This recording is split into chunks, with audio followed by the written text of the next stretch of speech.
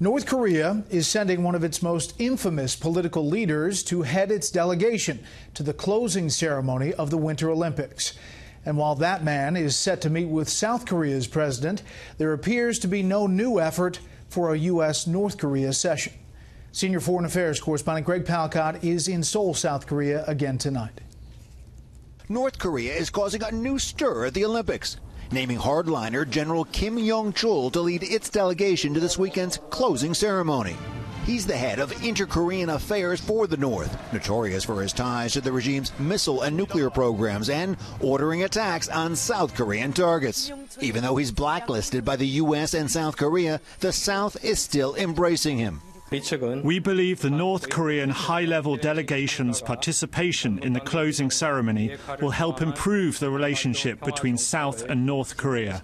On the U.S. side, Ivanka Trump arrives Friday. She'll dine with South Korean President Moon, but again, the White House says she won't meet with North Koreans. Not ruled out, though, a close encounter like Vice President Pence had at the opening ceremony. He had tough words for Pyongyang today. We stand up to murderous dictatorships, and we will keep standing strong until North Korea stops threatening our country, our allies, or until they abandon their nuclear and ballistic missiles once and for all.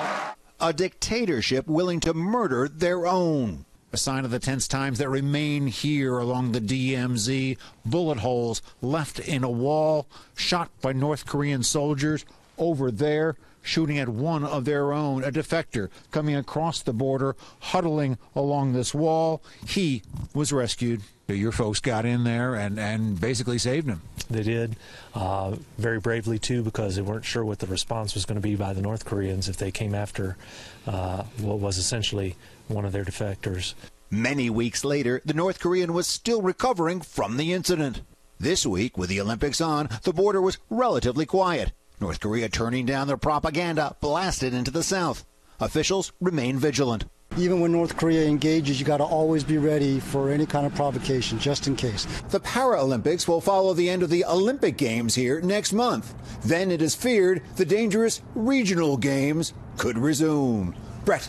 Greg Palkot in Seoul. Greg, thanks.